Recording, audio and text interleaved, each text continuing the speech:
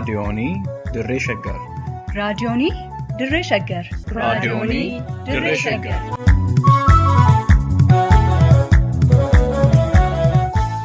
Raadiyoonii Dirree Shaggar. Raadiyooniin Dirree Shaggar torbaan guutuu guyyoodhaan galgalatti sa'aatii tokkorraa eegalee amma sa'aatii tokkoof walakkaatti dambalii gabaabaa meetir baandii 19 kiiloo heerzii 15,415 irratti qophii dabarsuu amma jalqaba. Raadiyoonii Dirree Shaggar.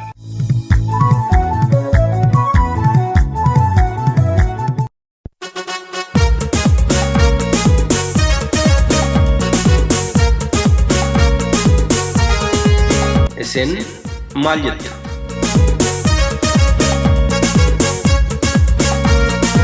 Qophiin yookiin sagantaan isin maal jettu kun dhimmoota garaagaraa uummata keenya yaaddessanii fi quuqan akkasumas kanneen bitaatti galanii fi toomina barbaadan irratti dhaggeeffattoonni waan ofii beekan, waan isaaniif dhugaa ta'e, waan irratti komii qabanii fi waan ifatti baasuu fedhan irratti yaada isaanii kan keessatti calaqqisiisanidha.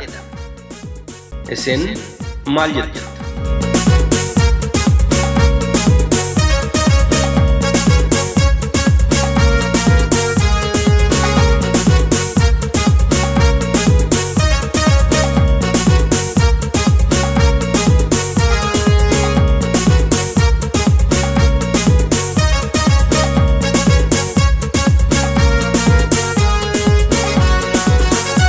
Dhaggeeffattoota keenya kabajamoo akkam jirtu? Sagantaa keenya isin maal jettu? Har'aa qabannee dhiyaanneerra. Sagantaa har'aatiin ilaalcha habashoota Itoophiyummaa dahoo godhachuun Oromoo alageessanii fi dahoo Itoophiyummaatiin fakkeessaa ijibbaatanii ilaalla. Warri akka jecha doon'aa sana kan kee keenya kan koommoo kooti jedhan kunneen seenaadhuma isaanii achi as dhufaarraa akka hubatamutti yoo fakkeessaaf ta'e malee waliin jireenyaaf qophaa'ummaa hin qaban of tuultota sammuu godaanoodhaan hoogganaman warra otoo hin tuqamin akka qorqorroo iyyuu hinaaffitoota gaarummaan Oromoo isaan cinceessu garuu kan dhaan Oromoota isaan hin gaddisiisne ilaalchisuun yaada dhaggeeffattoonni keenya nuuf qoodan qindeessine isin dhageessisuuf jirra. Gareewwanis ta'e qaamoleen habashoota tokkummaa Itoophiyaa faarsan irra keessa dibaa maaliif dhimmi Oromoo itti hadhaa'aa laata? Warri Oromoon akka irraa siqus hin feenee fi itti siqus hadheeffatanii jibban kunneen kaayyoon isaanii inni dhumaa maali jettu? Nu waliin tura.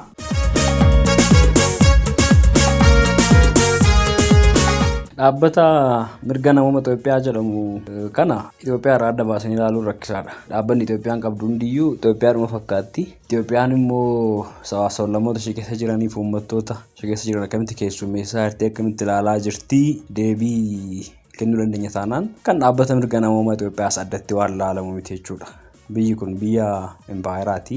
Empaayira mirga namaa hacuucaa dhiiga namaa dhugaa har'a geessedha. Dhaabbanni ishiin ijaarrattus dhaabbatuma akka sanaati jechuudha. Kan dhugaa kee awwaaltu, dhugaa kee dhoksitu, maqaa kee xureessitu, akka kee jal'isaa jiraattudha. Faayidaa ishii galmaan gaachuu fi dhaabbilee tumattee qabdudha. Dirree ofii barbaadan qofarratti taphatu. Silaa mirga namoomaa gaafa jedhamu dhugaa ilma namaatiif, dhugaa haqa namaa, dhugaa mirga namaatiif dhaabbatee qaama kamirratti otoo hin hirkatiin bilisaan mirga ilma namaatiif falmaa mirga namaa ilma namaatiif dubbata ture. Kun garuu hin jiru dhara agarree hin beeknu. Biyya kana keessatti addatti uummanni guddichi gaanfa Afrikaa uummanni Oromoo kun gaafa inni wareegamu rakkoo adda addaatiif saaxilamu qaamni adda addaa haliilla adda addaa irraan gahu gaafa isaan ibsa baasan hin agarree gaafa isaan waan sana sirrii miti jedhanii paarlaamaa yaamanii yookaan immoo ibsuma gaarii tokko baasan illee agarree hin beeknu nun ajaa'ibu. Kaayyoodhuma empaayiratti galmaan gahuuf sabuma tiksuu barbaadu tiksuudhaaf gad dhaabbatee jira sanuma hojjechaa jiras waan ta'eef malee silaa baruma kana keessa qofa manni Oromoo meeqaatamni akka dhume meeqaatamni rakkoof akka saaxilame meeqaatamni akka buqqa'e meeqaatamni bakka takkatti akka rashaname meeqaatamni duguuggaa sanyii irratti gaggeeffame waliinuu argaa dabarre kana keessatti dhiibbaan yookaan immoo interferansiin dhaabbatichaa maal fakkaatu jennee duuba deemnee ilaaluu dandeenya. Kanaafuu dhaabbata shiraati. Dhaabbata shiraan ijaaramee kaayyoo fi akeeka shiramtootaa galmaan gahuuf socho'udha dhaabbanni kun. Gariin inni dhaabbateef dhoksaadhaan lafeen dugdaa dhaabbatichaa sabni lafee dugdaa dhaabbata kanaaf ta'e jira akkuma Itoophiyaadhaaf nutu lafee dugdaa ta'anii of yaadan jechuu barbaadeen warri biyya kana keessatti wal guranii wal ijaaranii akka uummataa jal'isanii jiran agartee maqaa uummataatiin saamicha adda addaa gaggeessaa waan adda addaa godhan keessaa namni tokko lama sadii du'e jedhanii ofumaaf walajjeesaniyyuu shira ofiitii walajjeesaniyyuu ibsa adda addaa baasanii paarlaamaatti wal yaamanii boohanii boochisanii gaafa isaan dabarsan argine argaas turre gaafa uummanni Oromoo kun agartee bakka tokkotti guyyaa tokkotti uummanni meeqa dhaqeef qabeenya isaarraa buqqa'ee wareegamni meeqa kaffalamee agartee waan dhaga'uudhaaf ajaafillee hin tolle gurraafillee hin tolle irratti raawwatamu ibsa isaan baasan hin turre. Dhiibbaan hawaasicha keessaa ofittisuudhaaf jecha dhiibbaan ni godhee falmanni gaggeesseen boodarraa harka micciiramu bifa fakkaatuun bifa ibsan jedhamne sarara xiqqoo tokko waan barreessan argine kun immoo waan qaanessaadha waan sila dhaabbata jedhamee of waamu maqaa biyyaatiin of waamurraa waan eegamu hin turre kanaaf ammas kana sirreessuun kana keessaa bahuun ammas gateettiidhuma Oromoo irratti deebi'ee kufa waan irraa eegnu hin qabnu Itoophiyaa irraas waan eegnu hin qabnu dhaabbata Itoophiyaan qabdu irraas waan eegnu hin qabnu amma tapha kana ijjiiruu hin dandeenyetti hanga Oromoon jabaatee harka micciiree irraan fudhannetti hanga hiree isaaf ta'uu fi murteeffachuu hin dandeenyetti waan takka waan wayyaa ta'a irraa hin eegnu silaa qaanessaadha wanti isaan godhan kun ijji qaanii hin qabne ciimmaan nama laalti jedhanii hin qaaneffattoonni qaanii hin qabanii kanatti ija guutuudhaan silaaluu ciimmaa isaaniiti yakkamtoonni kun kana keessaa bahuu kan danda'u immoo Oromoon jabaateedha jabaachuun dirqama ta'a jechaadha. Dhaabbata mirga namoomaa Itoophiyaa kana jechuun inni sirriinsaa kaayyoon inni hundaa'ee fi Itoophiyaa keessatti yookaan biyya Itoophiyaa jedhamtu kana keessatti mirgi dhala namaa akka eegamuuf akka dagaaguuf dhaabbata labsiidhaan mana maree bakka bu'oota uummataatiin mirkanaa'ee dhaabbatedha. Kaayyoon inni dhaabbateef mirga dhala namaa kamiyyuu eegsisuudhaaf akka inni dagaagu gochuudhaaf biyya kana keessatti hundeeffame. Garuu dhaabbatichi erga hundeeffamee waan hundeeffameef kanaaf hojjetaa jira inni jedhu gaaffii hunda keenyaati. Dhaabbata mirga namoomaa Itoophiyaa yookiin immoo Koomishinii mirga namoomaa Itoophiyaa jechuun kan uummata Itoophiyaa bakka bu'e otoo hin ta'in uummata tokkoof waan hundeeffame fakkaachaa jira. Kana qofaa miti biyya Itoophiyaa jedhamtu kana keessatti yookaan immoo impaayera Itoophiyaa kana keessatti keessattuu uummanni Oromoodha.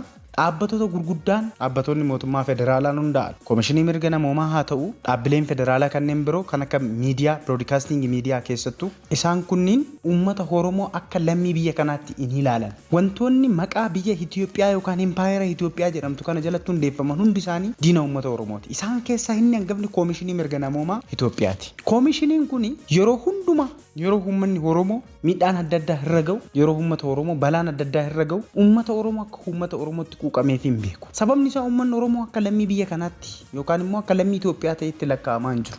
Rakkoon isaa kana biyya Itoophiyaa kana keessatti uummanni Oromoo uummanni aadaa sirna gadaatiin yoo bosona illee seene muka lattuu muree hin baane safeeffatu kun uummanni bosona deemee bineensa akka arge hadamsee hin ajjeefne. Bineensa bosonaa safeeffatu duudhaa akkasii uummanni qabu kun biyyattii kana keessatti garuu akka lammiitti lakkaa'amaa hin jiru. Gaafa inni ajjeefamu duuni uummata Oromoo maa fakkaatee Koomishinii mirga namoomaa Itoophiyaatti miti. Muummee ministeeraa biyya kana bulchaa jirutti uummanni Oromoo waan bineensi du'e itti fakkaachaa hin jiru. Fakkeenyaaf biyya Ameerikaatti Joorji Flooyid namni jedhamu gaafa ajjeefamu lammii biyya kanaati kan ajjeese immoo poolisii Ameerikaati. Gaafa inni ajjeefamu amma biyyoonni hadii guutuunshii biyyoonni westernii guutummaan ishee biyyoonni warra hadii guutummaan ishee miila tokkoon dhaabattutti uummanni ka'eet wal faana ka'eet mirga lubbuu nama sanaatiif falme.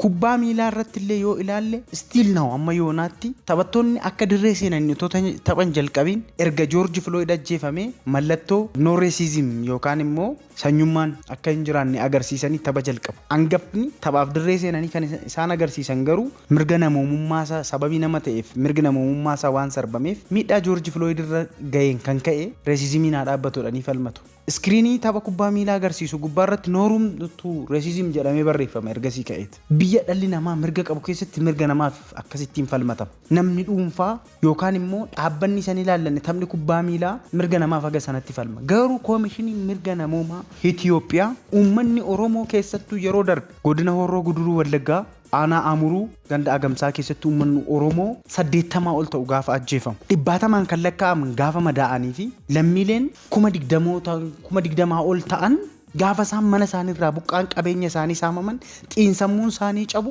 na dhukkubeen jenne. Gaafa uummanni Amaaraa garuu gufuu gufate miti ajjeechaan irra ga'u miti namni isaanii du'u gufuu gaafa gufate hu'uu jedheetu mana maree bakka bu'oota uummataa keessa taa'anii bo'anii boochisu. Koomishiniin mirga namoomaa kun gaafa uummanni Oromoo uummanni amma kana ajjeefamu qeesaa irraa buqqa'u xiinsammuun isaa cabu qabeenyi isaa saamamu gaafa madaa'u gaafa rasaasni itti roobee hillimoon namaa mana tokko keessatti rashanamu abbaafaati ijoolleen otoo nafi mana tokko keessatti dhumanii na dhukkube xisximbis hin jenne. Silaa akka seeraatti otoo uummanni Oromoo akka lammii biyya kanaatti hin lakkaawwama ta'ee ajjechaa uummata Oromoo amurutti qaqqabeef godina Horroo Guduruu Wallaggaa ganda Agamsaatti ga'ee fi gadda biyyaalessaatu labsama ture.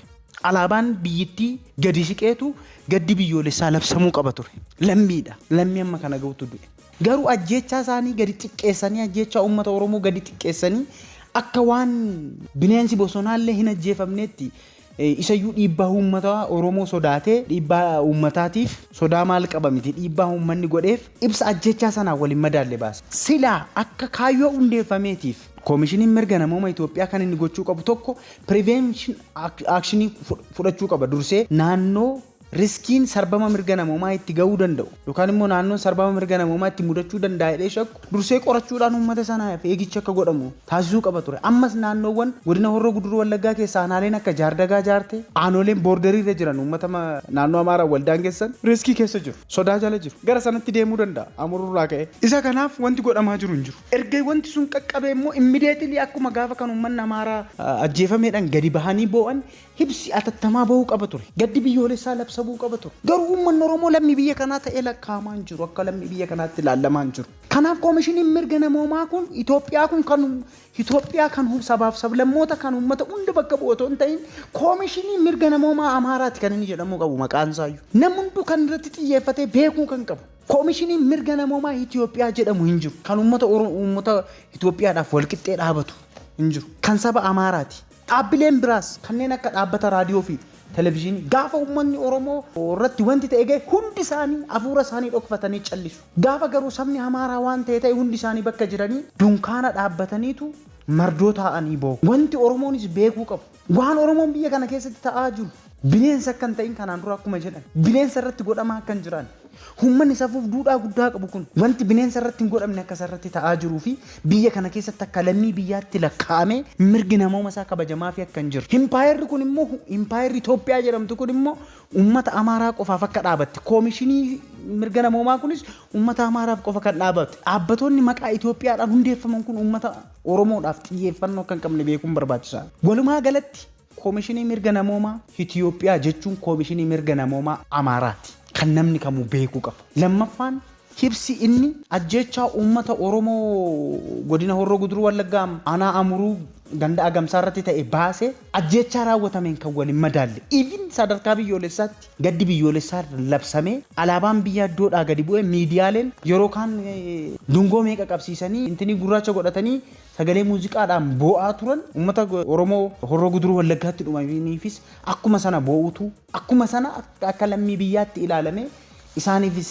miira gaddaa isaanii ibsachuutu mala ture. Garuu akka waan bineensi bosonaan ajjeefamnetti ibsa miidhaa uummata Oromoo irra gahe hin madaalle baasuun isaanii waan baay'ee nama gaddisiisudha. Waan baay'ee nama gaddisiisudha. Dhaloonni hunduu namni hunduu waan itti yaaduu qabu koomishiniin mirga namoomaa Itoophiyaa uummata Oromoof homaa akka hin taane. Ajjechaa Haacaaluu Hundeessaa irraa kaasee ibsoonni koomishiniin mirga namoomaa Itoophiyaa baasaa ture. Ajjechaa Haacaaluu irra kan inni caalchifachaa ture qabeenya bade jedhee akka inni dhaadhessaa ture kunis waan yaadannoo yeroo dhiyooti. Ammas wanti godhamaa jiru koomishiniin mirga namoomaa Itoophiyaa uummata Oromoodhaaf homaa isaa miti. Homaas gochaaf hin jiru, homaas hin goonee fi kan uummata Amaaraati. Kan inni falmaaf jiru, kan mirgi isaa sarbameedha inni dubbachaaf jiru uummata Amaaraati.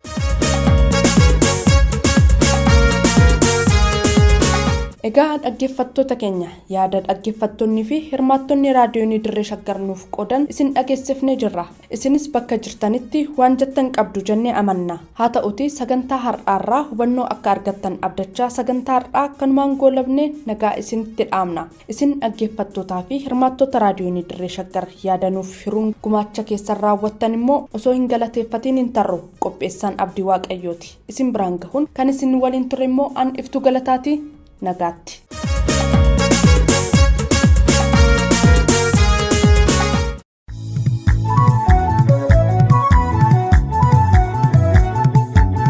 raadiyoonii dirree shaggar. raadiyoonii dirree shaggar. raadiyoonii dirree shaggar.